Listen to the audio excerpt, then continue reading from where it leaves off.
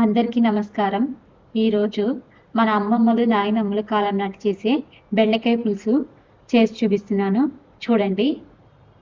దీనికోసం ఒక ఉల్లిపాయని, పచ్చిమిరపకాయలని ఇలా పారు నుండి పచ్చిమిరపకాయలని బారుగా కట్ చేసుకోవాలి. దీనికోసం 10 బెండకాయలు చాలండి, ఎక్కువేం అవసరం లేదు. ఈ బెండకాయల్ని కొంచెం పెద్ద ముక్కలుగా కట్ చేసుకోవాలి. చూసారు కదా మేము కట్ చేసుకున్నట్టు. ఇలా పెద్ద ముక్కలుగా కట్ చేసుకోవాలి. ఇవి కట్ చేసుకున్న తర్వాత ఇందులో 2 రెమ్మల కరివేపాకు, ఉప్పు, పసుపు, కారం వేసి మిక్స్ చేసుకోవాలి. ఇవి మిక్స్ చేసుకున్న తర్వాత నేను కొంచెం ఆయిల్ వేసుకుంటున్నానండి. కొంచెం ఆయిల్ వేసుకుని మిక్స్ చేసుకుంటున్నాను.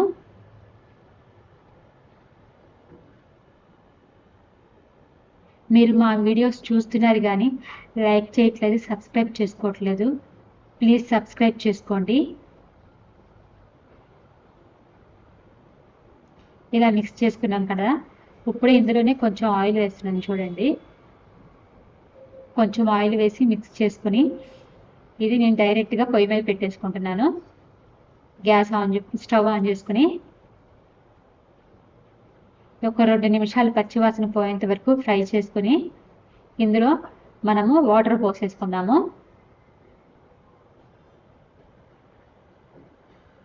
ఇలా వాటర్ పోసుకొని మనం బెండకాయలు ఉడికేలాగా వరకు మూత పెట్టేసుకుందాం, ఉడికించుకుందాము బెండకాయల్ని. ఇప్పుడు మనం ఒక నిమ్మకాయ సైజ్ అంత చింతపండుని తీసుకుని కడిగి నానబెట్టుకుందామండి. బెండకాయలు కదా త్వరగానే ఉడికిపోతాయి. తీసేసుకుని ఇప్పుడు చింతపండు పులుసుని వేసేసుకుందాము. ఉడికిపోయినాయి.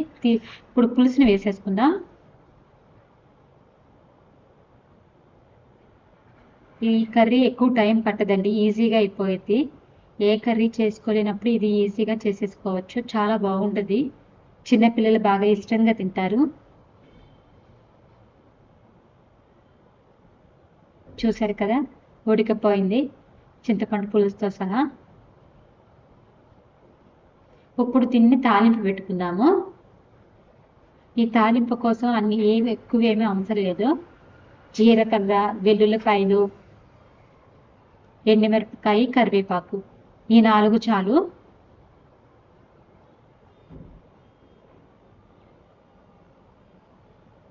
ఇవి వేగిన తర్వాత మనం ఉడికించుకున్న కర్రీని ఇందులో వేసేస్తున్నాము.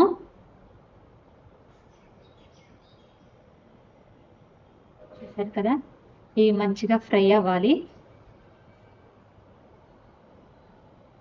మేము వేగితే ఆ స్మెల్ తెలిసిపోతుంది, మంచి స్మెల్ వస్తుంది. ఇప్పుడు ఈ కర్రీ అంతా ఇందులో వేసేసుకుందాం. బెండకాయ పులుసు రెడీ అండి. చూసారు కదా, పాతకాలం పద్ధతిలో బెండకాయ పులుసు. ప్లీజ్ సబ్స్క్రైబ్ చేసుకోండి. Thank you for watching.